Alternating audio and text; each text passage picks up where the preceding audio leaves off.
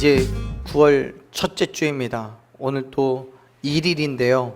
이제 9월이 시작된 이 시간에 우리 함께 하나님 앞에 예배드릴 수 있게 된 것이 너무나 감사합니다. 하나님의 은혜 가운데에서 9월 한 달 살아가며 정말 예수 그리스도의 복음이 저와 여러분을 통하여 드러나는 그런 믿음의 삶이 되기를 간절히 소망합니다. 아멘. 여러분 혹시 그런 말씀, 그런 단어를 혹시 들어본 적이 있으실 거예요. 엄친아라고 들어보셨죠? 엄마 친구의 아들요. 엄마 친구 아들. 부모님들이 자녀에게 뭔가 원하는 게 있을 때 그렇게 말할 때가 있습니다. 뭐 아빠 친구 아들은 이번에 반장 됐댄다. 뭐 또는 엄마 친구 딸은 반에서 1등 했댄다. 뭐 이렇게 비교하는 거죠. 내 자녀와 내 지인의 자녀를 비교해서 엄마 친구의 아들이라는 그 대표 삼아서 엄친아라고 이야기를 합니다. 그 아이는요, 엄마의 이야기, 아빠의 이야기를 빌어보면 그 아이는 뭐든 잘해요. 공부도 잘하고요, 운동도 잘하고요, 심지어 얼굴도 잘생겼어요. 가끔 자녀의 입장에서는 실제로 본 적은 없는 정말 유니콘과 같은 전설 속에 나오는 그 아이죠. 근데 그 아이와 매일같이 그 비교되는 게 그렇게 기분 좋은 상황은 아니에요. 가끔 여러분 저도 그런 생각을 합니다. 제게 엄청난 재능이 있어서, 재능이 많아서 공부도 잘하고 성격도 좋고 말 그대로 제가 그 전설 속에 나오는 엄친아라면 지금 우리의 교회의 모습은 달라졌을지 않을까 그런 생각을 합니다. 그런데 그때마다 다시 생각하는 건 뭐냐면 하나님의 사역은 내 능력과 내 힘으로 하는 건 아니라는 거예요. 내가 아무리 엄친아라고 할지라도 뭐 여러분들 보실 때는 제가 그렇게 보일 수도 있겠지만 그런다 할지라도 제 능력과 제 힘을 가지고 교회가 세워지고 교회가 하나님의 뜻대로 이루어지고 그건 아니더라고요. 때로는 내 생각과 다를지라도, 내 경험과 지식과는 다를지라도 하나님께서 원하시는 것이라면 따라가야 되는 거고요. 반대로 하나님의 뜻이 아니라면 주저없이 멈춰 서야 한다는 것을 날마다 되새겨 봅니다. 그런데 여러분 그게 쉽지 않아요. 쉽지 않아요. 갈라디아서 2장 20절 말씀을 보면 그렇게 얘기하잖아요. 바울이 고백하는 것처럼 내 자아와 욕심과 만족이 십자가에서 예수 그리스도와 함께 죽어야 되는데, 그래서 매일같이 하나님만 증거하는 삶이 돼야 되는데 그것이 너무 어려운 거예요. 내가 안 죽어요. 여러분 어떻습니까? 여러분들은 죽어 계십니까? 여러분들이 살아가는 그 삶 속에서 여러분은 매일같이 여러분은 죽고 나는 죽고 예수 그리스도만 드러내며 살아가고 계십니까? 정말 저만 어렵지 않기를 간절히 소망합니다. 너무 어려워요. 오늘 우리가 함께 읽었던 빌립보서의 말씀을 보면요, 분명히 사도 바울은 죽었어요. 사도 바울은 죽었어요. 그는요, 우리와는 다르게 신앙적인 측면에서 위대한 사람인 이유가 바로 그거예요. 인간적으로는 모르겠어요. 사도 바울이 저보다 잘생겼는지 못생겼는지 본 적이 없어서 잘 모르겠어요. 저보다 키가 큰지 작은지도 모르겠습니다. 그래서 인간적으로는 그가 저보다 잘났거나 못났다는 것을 확인할 길이 없어요. 그런데 신앙적인 측면에 있어서만큼은 저보다는 훨씬 더 위대한 사람이에요. 왜냐하면 바울은 진짜 죽었기 때문에 그래요. 그래서 자기가 가진 모든 것을 다 포기했기 때문에 그래요. 보세요. 바울이 이야기하죠. 7절 말씀 같이 한번 읽어봅시다. 7절. 그러나 무엇이든지 내게 유익하던 것을 내가 그리스도를 위하여 다 해로 여길 뿐더러. 아멘. 당시 빌립보 교회는요, 이 빌립보서는 빌립보 교회를 향해 쓴 편지입니다. 근데 당시에 빌립보 교회는요, 율법주의자들과 또 반도덕주의자들에 대한 문제가 있었습니다. 교회 안에 두 그룹이 모여서 서로 갈등하고 반목하고 싸우는 거예요. 율법주의자들은 할례를 비롯한 여러 가지 율법적인 행함을 완벽하게 준수를 해야 구원을 받을 수 있다고 주장했어요. 그에 반해 반도덕주의자들은 구원을 받은 사람이라면 도덕적으로 의무에 얽매이지 않기 때문에 이미 구원받은 유대인들에게는 도덕적인 삶이 필요 없다라고 주장했습니다. 그렇기 때문에 무슨 일을 해도 정죄받지 않아요. 도덕적인 비난을 받지 않아요. 이 두 그룹은 서로 상반된 주장을 하면서 내가 맞다 네가 맞다 싸우고 있는 거예요. 이들 때문에 빌립보 교회의 성도들은 혼란과 갈등을 겪을 수밖에 없었습니다. 그 가운데 바울은 빌립보서 3장 1절에서부터 16절까지 교회 안에 있던 그 두 그룹들 중에 먼저 율법주의자들의 주장에 대해 경계하고 철저한 믿음의 삶을 살아내라고 권면하는 것을 기록하고 있습니다.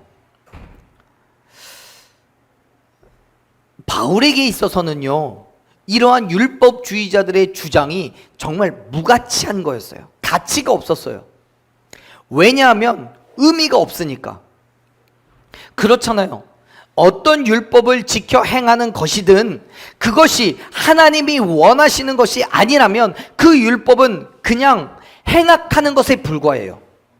나를 드러내고 내 자랑과 내 만족을 위해서 행하는 거라면 그건 그냥 행악하는 거예요. 하나님을 위한 게 아니에요. 특별히 여기에서 지적하고 있는 육체의 할례는요 단순히 표식이에요. 표시. 그거는 구원의 확신이 아니에요. 그래서 로마서 2장 28절 29절 말씀을 보면 바울은요, 육신의 할례는 할례가 아니고 할례는 어디에 받아야 된다고 말해요? 우리의 마음에 받아야 된다고 말해요. 육체의 할례는 할례가 아니에요. 그렇습니다. 진정한 의미에서의 할례를 받은 사람은 전통이나 형식의 지배를 받는 게 아니라 오직 성령의 인도하심을 따라 살아가는 사람임을 믿으시길 바랍니다. 그런데 여러분, 율법주의자들은 율법을 지키는 자신들의 행위를 자랑했어요. 드러냈어요. 율법을 말씀하시는 하나님의 의도와 그의 뜻을 통해서 하나님께 영광을 드리는 것이 아니라 율법을 지켜 행하는, 율법에 충실한 나의 삶을 자랑하는 거예요.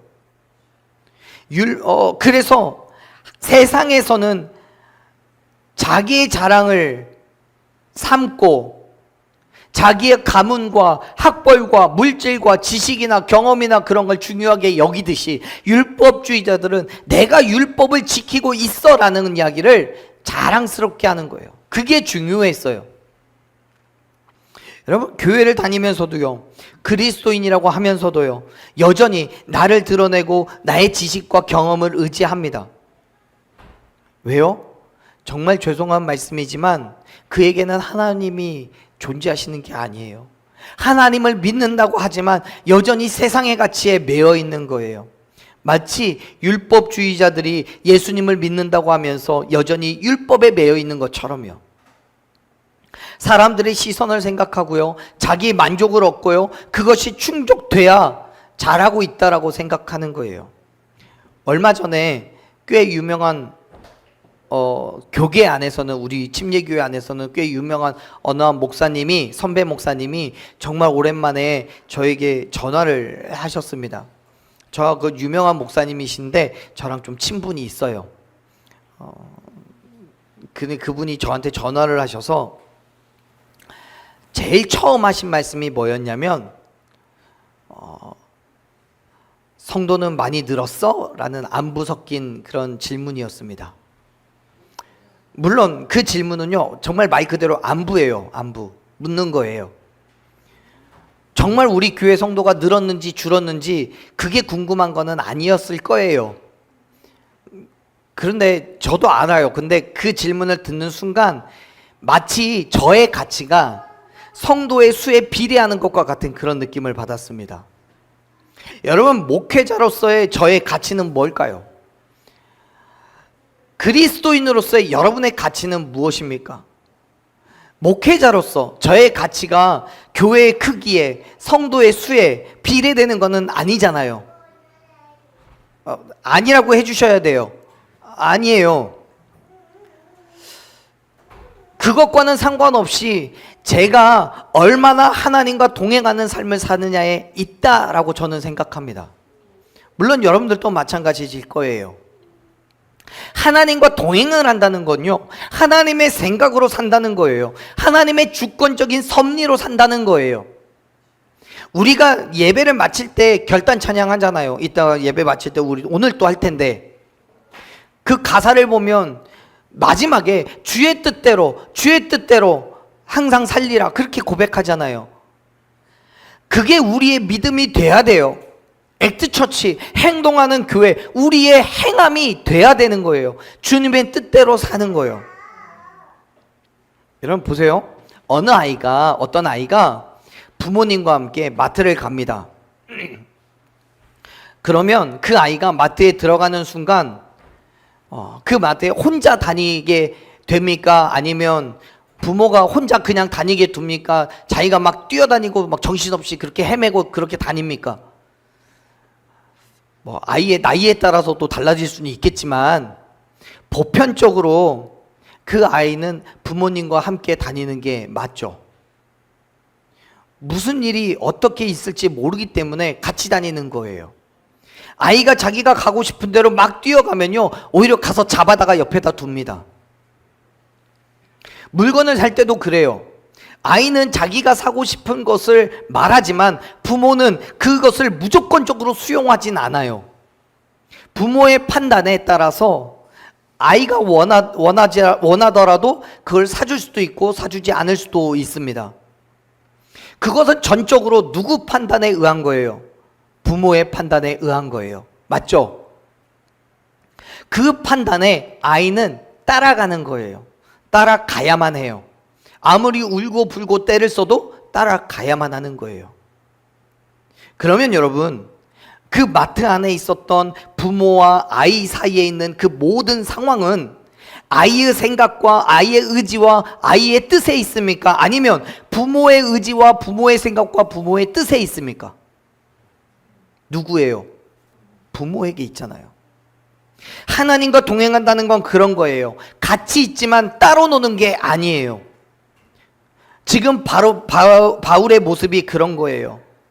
하나님의 생각과 하나님의 뜻과 하나님의 의지에 내 삶을 맞추고 있는 것, 그게 하나님과의 동행인 거예요. 7절에서 그가 자기에게 유익하던 것을 그리스도를 위하여 다 해로 여겼다는 이유가 바로 거기에 있어요. 내 생각에서는, 내 마음에서는, 내 뜻으로는 내가 이전에 가지고 있었던 그 모든 것들이 유익이겠지만 하나님 앞에서는 그것이 유익이 되지 않기 때문에 나도 그거를 유익으로 여기지 않는다라는 거예요. 여러분, 의외로 많은 사람들이요, 교회를 다니지만 여전히 좋은 직장과 많은 물질을 구하는 그 이유, 명예와 권력을 얻으려고 하는 그 이유가 나의 유익과 만족에 있다는 사실을 부정할 수가 없습니다. 그런데 바울은 자기에게 유익으로 여겼던 그 모든 것들을 뭐로 여겼다고요? 뭐로 여겼다고요? 해한 것으로 여겼다고요. 해로운 것으로 여겼대요. 태양으로 여겼다는 거 아닙니다. 해로운 것으로 여겼다는 거예요. 그런데 여러분, 그가 유익으로 삼았던 게 뭡니까? 앞에 있는, 우리가 읽은 말씀은 아니지만 앞에 있는 5절 6절의 말씀이에요. 한번 찾아 읽어볼까요? 빌립보 3장 5절 6절 읽습니다. 나는 8일 만에 이스라엘 족속이요 베냐민 지파요 히브리인 중에 히브리인이요 열심으로는 교회를 막해하고 흠이 없는 자. 아멘. 그는 율법에 정한 대로 난지 8일 만에 부모로부터 할례를 받았습니다. 그거는 하나님으로부터 선택받은 백성의 권리와 특권을 그가 소유하고 있다는 것을 의미합니다. 유대인들의 입장에서요. 또 솔로몬 이후에 이스라엘이 분열되었을 때에도 다윗 왕조에 신실하게 충성을 했던 베냐민 지파 사람이에요. 그거는 대대로 수천 년이 지나는 순간까지도 여전히 베냐민 지파의 우월성에 대해서 이야기하고 있는 거예요. 충성됨에 대해서. 혈통은 어떻습니까? 유대인들의 방식으로, 그리고 히브리의 말로서 양육을 받았을 만큼 혈통은 물론이고 히브리 말과 히브리의 관습을 그대로 보존하며 지키는 순수한 히브리인이었어요. 더 나아가서 율법은요, 가장 엄격한 유대 종파이고 구약의 율법은 물론이고 말로 전해져 오는 거나 서기관들이 해석한 전승을 연구하며 따라갔던 바리새인의 아들로 태어나서 바리새인으로서의 교육을 받았어요. 그 가운데 가장 존경받는 선생인 가말리엘이라는 그 바리새인 밑에서 가르침을 받았던 사람이에요. 바울은 누구보다도 가장 신실하게 하나님의 율법을 지키는 자라고 이야기할 수 있어요. 그뿐만이 아니죠. 율법을 얼마나 잘 지켰냐면 열심으로는 교회를 핍박하고 율법의 의로는 흠이 없는 사람, 정말 유대인 중에 유대인이고 히브리인 중에 히브리인이고 바리새인 중에 바리새인이고 모든 사람들이 따라잡을 수 없을 만큼 존경과 또 권위를 한 몸에 받고 있는 사람이 바로 이 바울이라는 사람이에요. 예수님을 만나기 전에 바울을 비롯한 유대인들은요, 예수님을 믿는 것을 하나님을 믿지 않는 우상숭배라고 여겼기 때문에 교회를 핍박하는 것이 하나님에 대한 그 순수한 믿음의 행함이라고 생각했습니다. 그 중에 가장 열심인 사람이 이 바울이에요. 그래서 그 열심을 내기 위해서 다메섹이라는 곳에 가서 예수님을 믿는 사람들을 다 잡아서 족치려고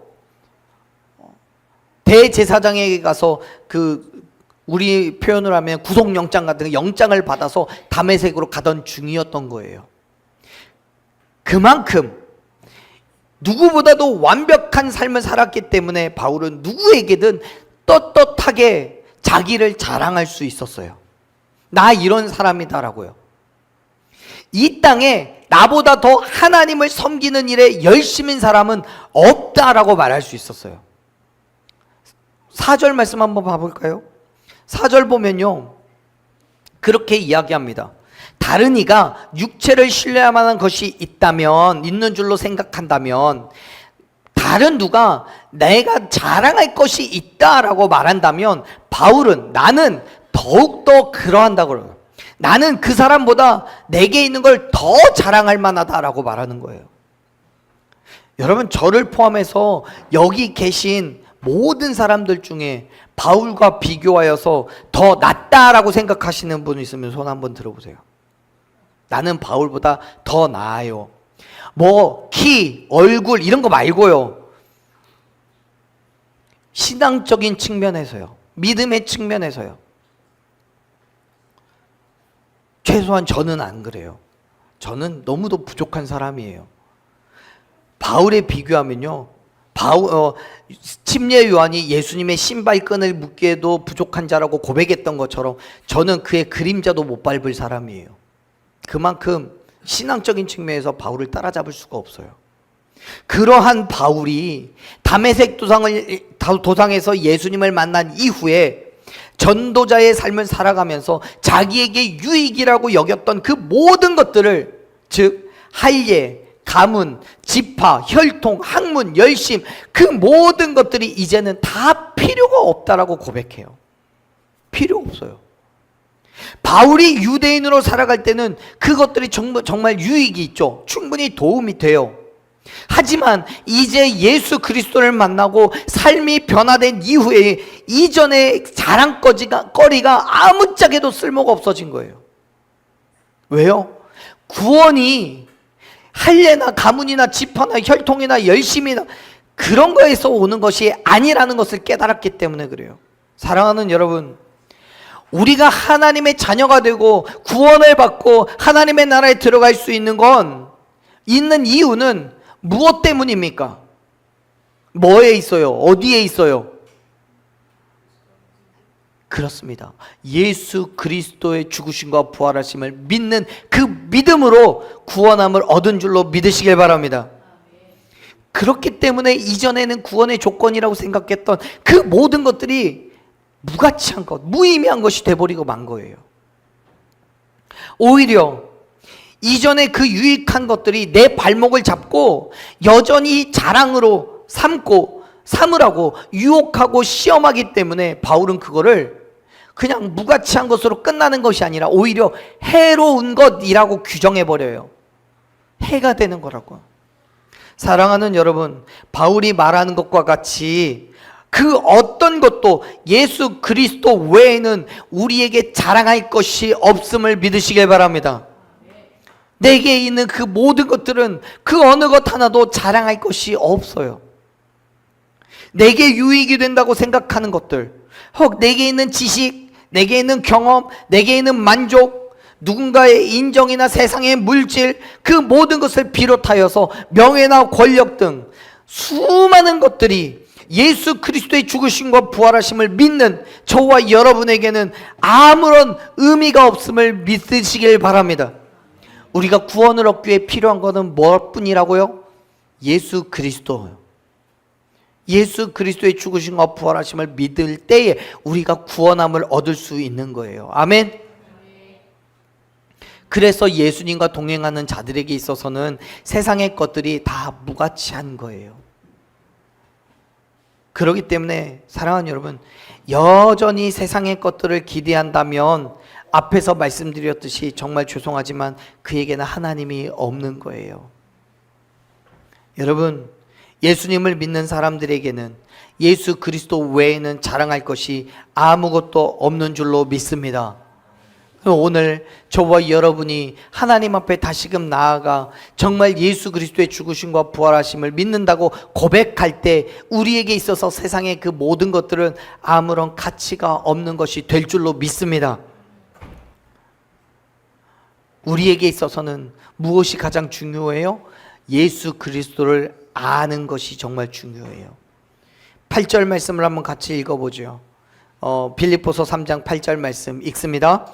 또한 모든 것을 해로 여김은 내 주 그리스도 예수를 아는 지식이 가장 고상하기 때문이라. 내가 그를 위하여 모든 것을 잃어버리고 배설물로 여김은 그리스도를 얻고. 아멘. 바울은 고백합니다. 내 주 그리스도 예수를 아는 지식이 가장 고상하기 때문에 내게 이전에 있었던 그 모든 것들을 전부 다 해로운 것으로 여긴다고요. 예수님을 얻기 위해서 내가 추구했던 세상의 모든 것을 잃어버리고 배설물과 같이 여겼다는 거예요. 여러분, 단지 세상의 것들을 포기하겠다는 것으로 끝나는 게 아니에요. 그 정도가 아니에요. 세상에서 내가 추구했던 것들, 뭐 물질이든 또는 뭐 명예든 권력이든 자리든 무엇이 되었던 그것이 세상에서 있는 거라면 그걸 단지 포기하는 것뿐만 아니라 더러운 것, 역겨운 것, 어떤 경우에도 소유하고 싶지 않은 것, 그거를 바울은 8절에서 통칭하여서 뭐라고 불러요? 배설물이라고 불러요. 배설물과 같이 여겨서 버렸다는 거예요. 버렸어요. 여러분, 우리가 이 땅에서 살아가는 데 있어서 세상의 것들 필요하죠. 돈도 필요하고요. 때로는 명예와 권력도 필요하고요. 지식이나 경험도 필요해요. 그것이 나의 실력이 되고 때로는 나의 전부가 되기도 합니다. 그래서 그러한 것들을 얻기 위해서 잠을 줄여가며 정말 쌍코피 터져가면서 노력하고 달려가는 거예요. 그런데 바울은 그 모든 것을 해로 여겼어요. 왜요? 예수 그리스도께서 온전히 그의 삶을 지배하고 있기 때문에요. 물론 그렇다고 우리가 가진 모든 것을 이제부터는 버리십시오 라고 하는 이야기는 아니에요.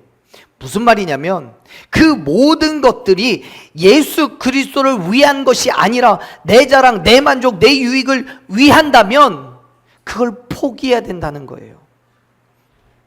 바울도 자기가 가지고 있던 그 로마의 시민권을 가지고 로마의 복음을 전하기 위한 용도로 사용했어요. 그가 배웠던 율법적인 지식들을 전부 다 배설물과 같이 여겼기 때문에 더 이상 그거를 단 한마디도 입에서 꺼내지 않은 것이 아니에요.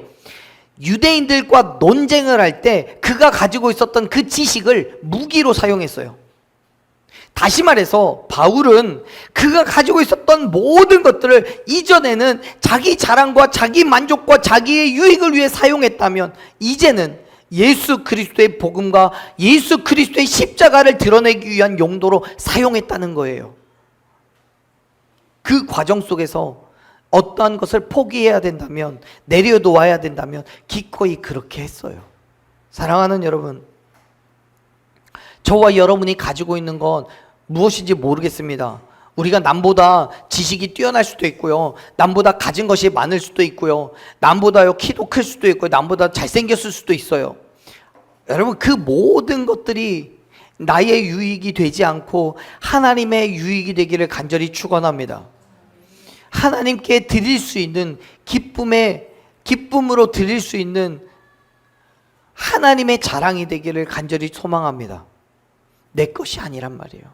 하나님이 하나님의 일을 위하여서 하나님의 사역을 감당하게 하기 위해서 우리에게 허락하신 하나님의 은혜임을 믿으시길 바랍니다. 그렇기 때문에 예수 그리스도 외에는 우리가 자랑할 것이 없는 거예요. 사랑하는 여러분, 여러분들도 바울과 같이 여러분에게 유익한 것을 그리스도를 위하여 해로 여기실 수 있습니까? 어쩌면 어떤 것은 해로 여길 수 있겠지만 또 어떤 것은 죽어도 놓을 수 없는 것이 있을 수도 있습니다.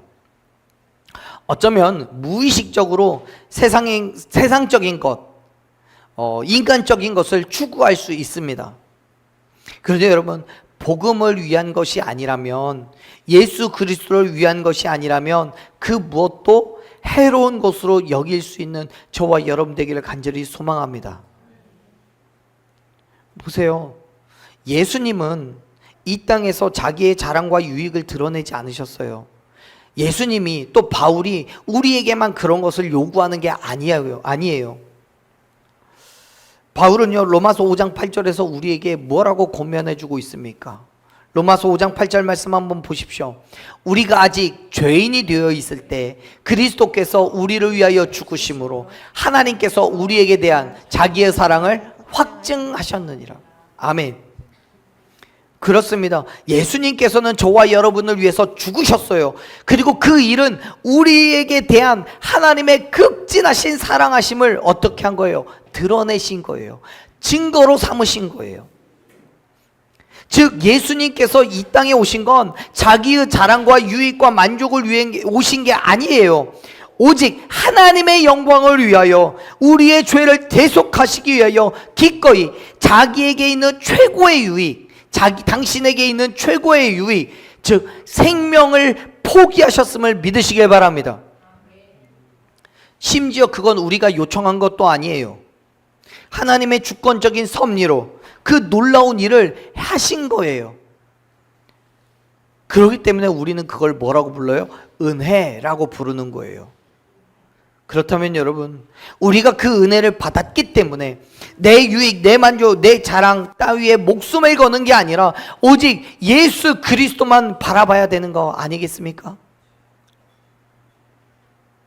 예수 그리스도의 복음, 예수 그리스도의 그 십자가의 죽으심과 부활하심을 이 땅에 증거하는 삶을 살아야 되는 거 아니냐고요. 바울이 8절에서 뭐라고 기록하고 있습니까? 빌립보서 3장 8절에서요. 그가 가진 모든 것을 배설물로 여겼대요. 그리고 뭘 얻었어요? 예수 그리스도를 얻었어요. 아멘. 세상의 가치가 아니라 예수 그리스도를 얻었어요. 그것이 우리에게 주는, 바울에게 주는 은혜가 있었기 때문에요. 사랑하는 여러분, 세상의 자랑을 버리십시오. 세상을 다 잃어버릴지라도 예수 그리스도를 포기하지 마십시오. 예수 그리스도를 얻었다는 얘기는 뭐냐면 예수 그리스도가 받았던 그 고난과 그 핍박과 그 괴로움과 십자가의 죽음까지도 얻었다는 거예요. 그의 삶에 힘듦이 있고 어려움이 있고 또 십자가와 같은 그런 불편함이 있고 고통이 있을지라도 그것을 바울이 감당했다는 거예요. 세상의 가치를 소망한 게 아니에요. 그렇기 때문에 세상을 다 잃어버릴지라도 예수 그리스도를 포기하지 마십시오. 예수 그리스도를 얻고 예수 그리스도 안에서 의롭다 하심을 얻는 저와 여러분이 되기를 간절히 축원합니다. 아멘. 이미 바울은 로마서에서 같은 말씀을 선포했었어요. 로마서 3장 28절 말씀 한번 보죠. 같이 읽어봅시다. 있습니다. 그러므로 사람이 의롭다 하심을 얻는 것은 율법의 행위에 있는 게 아니라 믿음으로 되는 줄 우리가 인정하노라. 아멘. 로마서 5장 21절에서도 동일한 말을 합니다. 같이 읽어봅시다.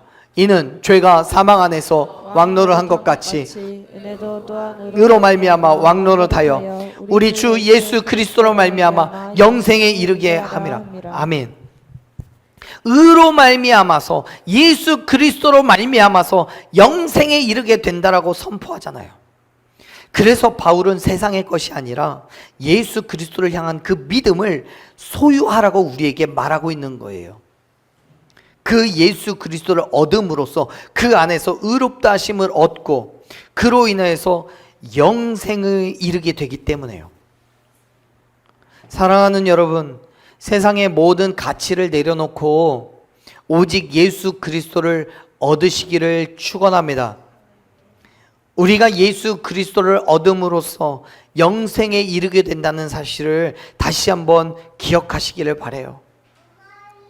9절 말씀 한번 읽어볼까요? 우리 3장 9절 말씀 같이 읽습니다. 그 안에서 발견되려 하매니 내가 가진 의의는 율법에서 난 것이 아니요 오직 그 그리스도를 믿음으로 말미암은 것이니 곧 믿음으로 하나님께로부터 난 의라. 아멘. 사도 바울이 가진 그 의로움은 율법을 통해서 난 것이 아니라고 말합니다. 그 말씀은 곧 육체의 행위를 통해서 의로움을 얻을 수 없다는 얘기예요. 앞에서 얘기했던 그의 유익, 세상적인 유익, 할례, 지파, 혈통, 학문, 지식, 경험, 또 그의 행함, 그 모든 것들을 통해서 의로움을 얻을 수 없다는 거예요. 사랑하는 여러분, 우리의 자랑으로는 결코 하나님께로부터 난 의의를 얻을 수 없음을 기억하시길 바랍니다. 내 만족, 내 유익을 위한 행함은 하나님의 영광을 위한 게 아니에요. 그 일이 아무리 교회의 사역이라 할지라도 내 만족을 위한 것, 내 자랑을 위한 것이라면 그거는 하나님을 위한 게 아니란 말이에요. 사랑하는 여러분, 우리가 액트처치, 행하는 교회, 행동하는 그리스도인으로서 무엇을 가치로 삼아야 합니까?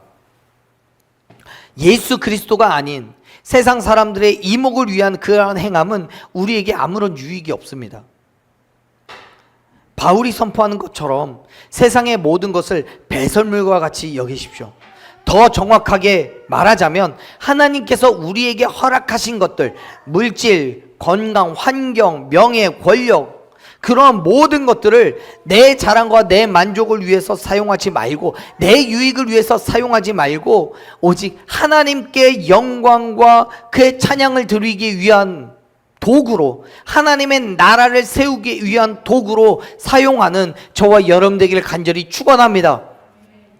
바울은 그가 살아가는 삶의 모든 순간들 속에서 그렇게 예수 그리스도를 얻기 위해서 몸부림을 쳤어요. 다메섹을 향해 가던 그 길에서 부활하신 예수님을 만난 이후로 예수 그리스도의 죽으심과 부활하심을 본받아서 바울 자신도 인간적으로는 죽기를 바랬습니다.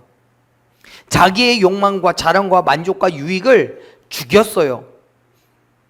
그리고 예수 그리스도만 살기를 소망했어요. 예수 그리스도께 붙잡히기 위해서 달려갔어요. 그게 갈라디아서 2장 20절에 쓰여있는 말씀이에요. 세상의 유혹과 시험을 이기고 온전히 그리스도인 된 삶을 살아내려고 몸부림을 치면서 예수 그리스도를 위해서 살았어요. 이전에 자기의 유익으로 사용했던 그 모든 것들을 배설물과 같이 여기고, 그러한 삶의 모습을 바울은 이렇게 표현합니다. 빌립보서 3장 14절 말씀을 같이 한번 봅시다.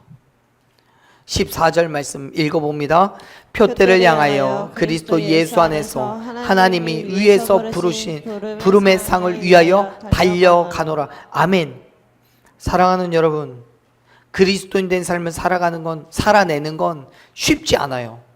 하지만 세상의 가치, 인간적인 욕심, 육체의 자랑과 만족을 바라보는 그 바라보라는 유혹과 시험 가운데서 끊임없이 우리는 싸우고 승리를 위해서 몸부림을 쳐야 되는 점. 그때 하나님께서 우리에게 그러한 삶을 살아갈 수 있도록 힘과 능력을 주시고 역사하여 주실 줄로 믿습니다. 아멘. 아멘. 정말 그래요. 사도 요한은요, 요한일서 5장 4절에서 하나님께로부터 난 자마다 세상을 이긴다라고 말합니다. 세상을 이기는 승리는 그것이니까 뭐라고 여겨요? 우리의 믿음이라고요. 또 바울은요, 고린도전서 15장 57절에서 이야기합니다.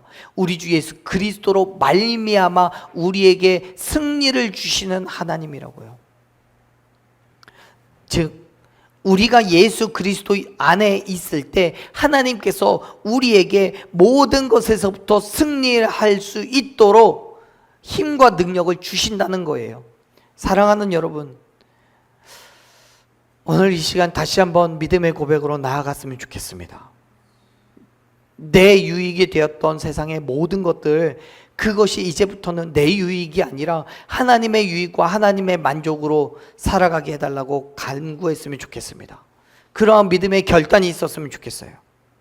예수 그리스도의 죽으심과 부활하심을 믿음으로 말미암아 그리스도를 얻고 그 안에서 참된 만족과 하늘의 유익을 얻는 저와 여러분이 되기를 간절히 축원합니다. 아멘. 그러한 믿음의 삶으로 나아가십시오. 때로는 힘들지만 어렵지만 이미 예수님께서 그의 삶을 살아내셨고 또 바울도 그러한 삶을 발버둥치며 살아갔던 것처럼 오늘 저와 여러분도 그러한 믿음의 삶으로 다시 한번 믿음의 결단하며 나아갔으면 좋겠습니다. 그런 삶을 살아갈 때 하나님께서 우리 가운데 역사하여 주실 줄로 믿습니다. 은혜를 주시고